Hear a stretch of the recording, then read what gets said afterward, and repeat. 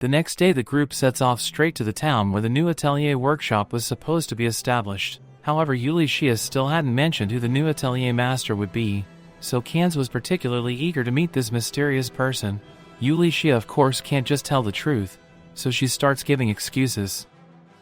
At this point Sina has already figured out that Yuli Xia didn't bring their party along out of the kindness, and when Kanz asked about the master, Yuli Xia got all weird, which only made Sina more suspicious. As they approached the town, Kurt suddenly realized it was the same place where he had repaired the wall. Given his misunderstanding that the Margrave had dismissed him for poor work, returning here filled him with anxiety.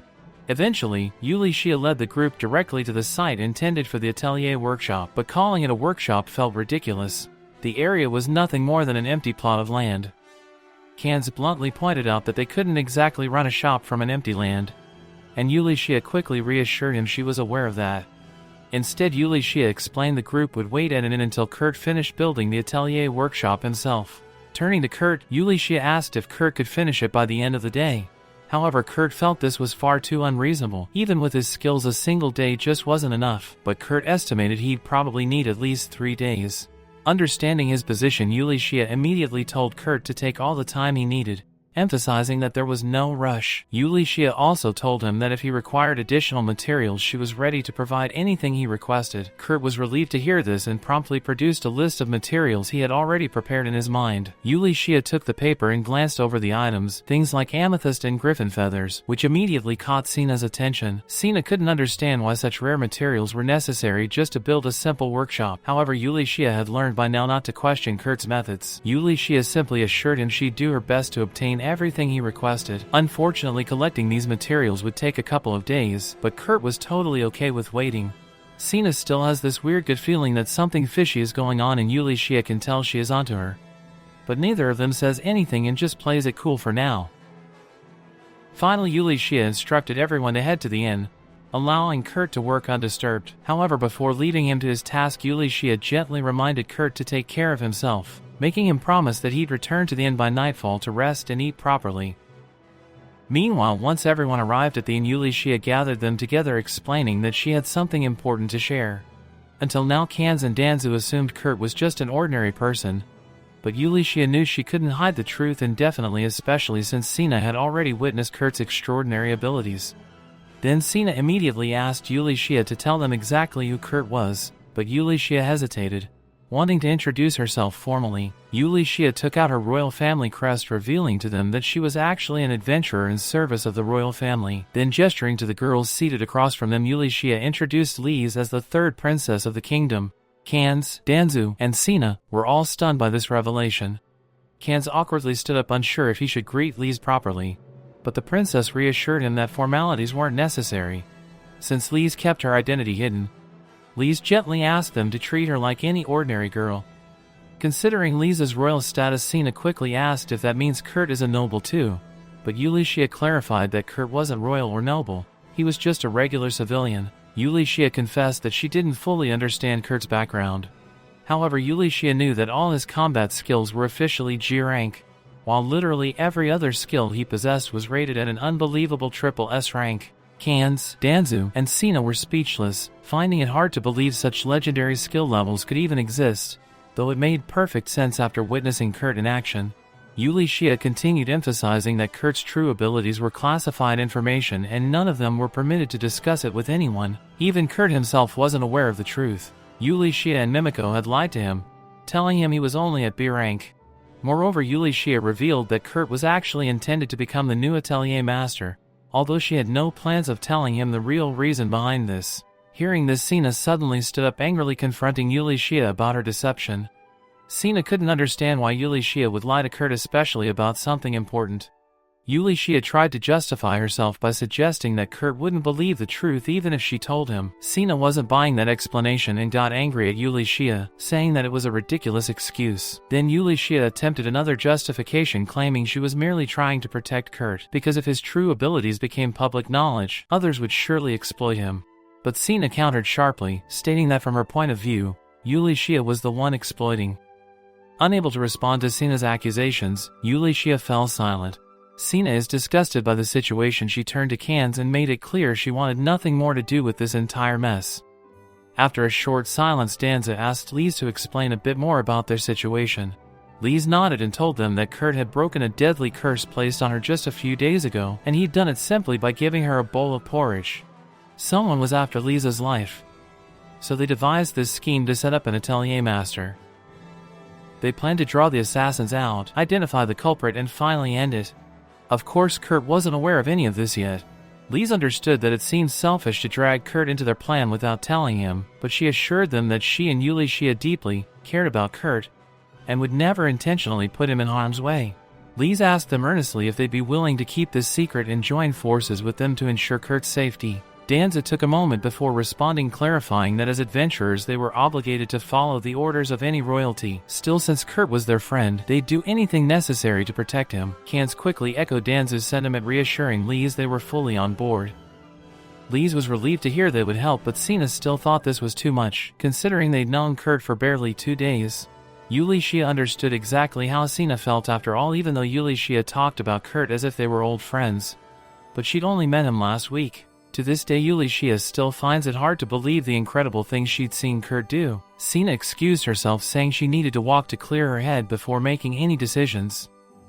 As Sina wandered through town, she found herself heading toward Kurt's worksite. Sina felt strongly that Kurt deserved to know the truth about his strength, but as she approached, Sina froze, completely shocked by what she saw. In just a few short hours since they left, Kurt had already laid down the entire foundation for the workshop by himself. Sina approached Kurt, asking if he really built all of this alone. Kurt casually confirmed and thought this was normal since Yuli Shia had told him he was only B-rank. Sina stared at him in disbelief because no B-ranked worker could have pulled off something like this so quickly. It dawned on her that Kurt's perception of ranks was completely wrong, especially since he'd grown up in a village where building a dozen houses in a single day was considered normal. By his standards, Kurt actually felt he was going a bit too slow. Still, Sina couldn't shake the feeling that it wasn't right for Yuli Shia to keep Kurt in the dark and have him do all this work. Sina asked him if he felt resentful considering the heavy load that had suddenly been placed on his shoulders. Kurt just smiled softly and shook his head. Kurt explained to her that he had no reason to be upset because Kurt actually enjoyed being useful. Back when Kurt was part of the hero party, they constantly belittled him, calling him useless and eventually kicking him out entirely. But here, everyone recognized his worth, which made Kurt happier than he could express. Meanwhile, Danzu is hanging around the town square for a meeting with a trusted informant, who just so happens to look a lot like Bandana. Remember how Danzu's party hired Kurt after their original porter got sick? Well, turns out that wasn't just bad luck. The so-called porter Bibinok was actually a spy planted in their group to tear them apart. Apparently, some jealous adventurers who couldn't stand how successful Danza's team was had paid him off to sabotage them. The informant already tracked Bibinok down and left clear directions for where to find him, so now Danza can do whatever he wants with that information. Danza pays her for the solid intel and heads out to a local tavern later that day. Sitting at one of the tables is a bald scum who is sulking into his drink. Not only did the waitress give him a dirty look when he tried to grope her, but his whole plot to wipe out Danza's crew also flopped hard. Still, Bibinok is already cooking up a new scheme and recently caught wind that Danza's party is now working with an Atelier workshop with ties to the third princess. If Bibinok plays his cards right, targeting them now could score him a fat payday. That's when Danza speaks up from the shadows and asks if he is enjoying what might be his last drink. Bibinok hears that voice freeze and then bolts for the door. Bibinok runs off to the alley in panic, but doesn't get far because he trips right over a perfectly placed wire and crashes to the ground hard. Danza strolls toward him without rushing. At first, Danza brushed off Bibinok's sketchy excuse when he called in sick for that mining job, but now it's crystal clear that the whole thing was part of a setup. Bibinok tries to fake innocence, acting like he doesn't know what Danza's talking about. But it's too late for that lie. Danza draws his sword and takes a swing at Bibinok's neck, but stops just short. Danza decides not to spill blood, at least not tonight. Instead, Danza leans in close and tells Bibinok to stay away from him and his team because if he shows his face again, Danza swears he won't hesitate next time. Danza walks off and not far behind, Bandana watches from around a corner. Bandana is frustrated that Danza didn't finish Bibinok off because that guy's gonna be a problem later. So she figures she'll just take care of it herself. But before Bandana can make a move, two hooded figures suddenly show up and start taking Bibinok away. Bandana instantly recognizes them. They're part of the Phantom Squad, a unit that reports directly to Mimiko. Now Bandana is really wondering why a royal court mage would be mixed up in something like this. That's when her messenger Crow shows up with a letter from her superior, telling her to back off since this whole situation falls under Marlfa's authority. That's another disappointment for Bandana, but orders are orders. So with nothing left for her to do here, she gets ready to head back to Kurt's village. But speaking of Marlfa's, things aren't going too well for her because she has been captured and is trapped inside a magic circle. Back in town, Danzu and Kans wake up the next day and are completely blown away when they see what Kurt built. Kurt even managed to add trees and shrubs, and they have no damn clue how he got them to grow overnight. Everyone is stunned except Lise, who's off in her own little world, daydreaming about marrying Kurt and living with him here forever. Then Kurt walks out to say good morning and invites them inside.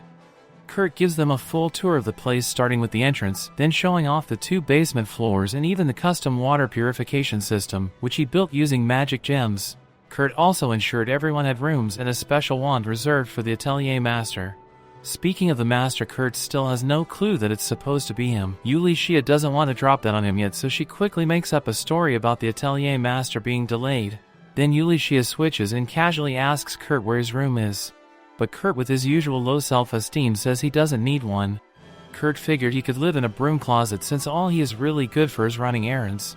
Of course, everyone immediately shuts that down and insists Kurt should use the Atelier Master's room instead, since it's just sitting empty. But convincing him takes 2 full hours. Then Yuli Shia asks Kurt if he could set up a barrier around the house to help block out any curses. But Kurt has never made a barrier before, so he is not even sure if that is something he can pull off. In that case, Yuli Shia figures she'll just have to rely on the backup ward spells that Mimiko left behind, so Yuli Shia spends the whole night placing them around the property individually. The final seal has to go outside Lisa's room, so Yuli Shia heads over and sticks it up. But the second Lise hears footsteps out in the hallway, she assumes Kurt is trying to sneak into her room, and Lise practically sprints to the door ready to greet him with open arms. But when Lise sees it's just Yuli Shia, she is super let down since Lise was clearly hoping to rope Kurt into cuddling with her for the night. Yuli Shia tells her to cut the weird fantasies and warns her not to mess with Kurt's innocent head, especially since he is the kind of guy who'd do anything just to feel useful. The next day, Kurt's busy in the kitchen cooking breakfast for everyone when Lise strolls out wearing only an apron. Yuli Shia loses it and tells her to stop trying to corrupt the poor guy. But Lise shrugs it off, saying she has got clothes on underneath. Barely, but still. Once breakfast is ready, the group sits down to eat, and everyone's blown away by how good the food tastes. But Yuli Shia notices something weird: Kurt isn't there with them.